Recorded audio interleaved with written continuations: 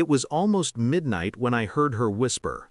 I wasn't supposed to be awake, but years of black ops had taught me that silence at night isn't safety, it's signal.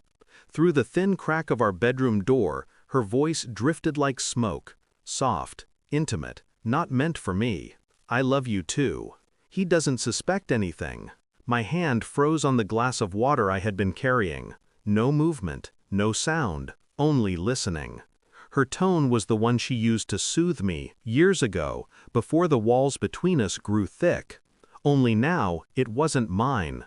The line clicked, the call ended. Footsteps. She walked back into bed, breathing steady, as if nothing had been said. I lay down beside her, staring at the ceiling. My chest did not tighten, my breath did not quicken.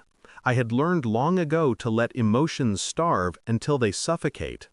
But in the silence, her words branded themselves into me like fire. He doesn't suspect anything. At breakfast, she poured coffee as if she had never betrayed me. A gentle smile, a light joke, fingers brushing mine across the table. I mirrored the act, my face calm, my voice level. Inside, I replayed the whisper, the name I thought I heard in the muffled tone. It wasn't rage that filled me. It was the hunger for clarity. I measured her movements differently that day. The way she lingered on her phone, thumb-tapping too quickly. The slight delay in answering simple questions.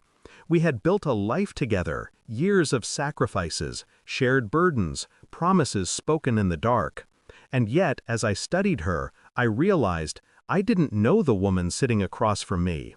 I didn't argue, didn't accuse. Accusations create defenses. Defenses hide the truth. Instead, I let the suspicion sit quietly inside me, patient, coiled like a blade waiting for the right hand to wield it. I began collecting pieces, quietly, methodically. Phone records left unattended, deleted messages recovered, bank transfers hidden under mundane expenses. Each fragment a thread, and together they wove a picture. Not just infidelity, a double life. Hotel rooms under her maiden name, dinners purchased for two in cities she never told me she visited. And then, an appointment, a DNA test for our daughter, not ordered by me, ordered by him. I didn't rage when I saw it. I didn't smash her phone or demand answers. Instead, I stared at the result, half torn from her trash bin. The words were clinical, detached, absolute. Probability of paternity, 99.98%. Not mine. The storm inside me did not erupt, it calcified. Every laugh, every kiss, every promise. Lies stacked on lies. And still, I said nothing. I waited. Days. Weeks. Timing matters. Truth lands hardest when the betrayer feels safe. On a quiet evening, I placed the envelope on the table. DNA results, bank statements, photographs, all of it. She walked in, humming softly, carrying groceries. She froze when she saw the envelope. Her hands trembled as she opened it, eyes darting from page to page, then tears, pleas, explanations tumbling out like shattered glass. It wasn't supposed to happen. Please, it doesn't change what we have. I didn't answer, didn't argue. I only watched her fall apart in the silence. When she finally broke, when her face was streaked with tears and her voice had collapsed into whispers, I leaned forward, calm, precise. You spent years building this lie, I said. I spent weeks dismantling it. She sobbed harder, reaching for my hand. I pulled it back. This isn't about him, I continued. It's about the daughter you used as a weapon.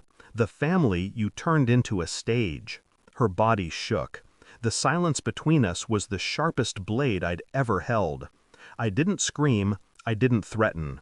I simply gathered the papers back into the envelope, stood, and walked toward the door. Please, she begged, don't leave me.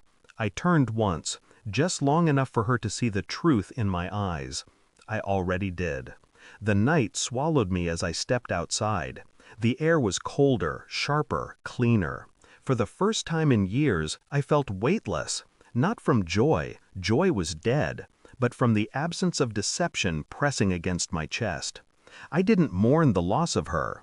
I mourned the years I had wasted believing in something fragile enough to shatter with a whisper. My daughter, his daughter, will grow, and one day she'll search for answers. I will give her truth, not to hurt her, but because she deserves more than the theater her mother built. As for the woman in that house, she will live with silence, with the knowledge that I saw her, truly saw her, and walked away untouched. Closure is not healing. Closure is clarity, and clarity is the coldest kind of freedom. Thanks for watching. Don't forget to like, share, and comment. Subscribe now to Cheating Stories Insight World for more amazing stories.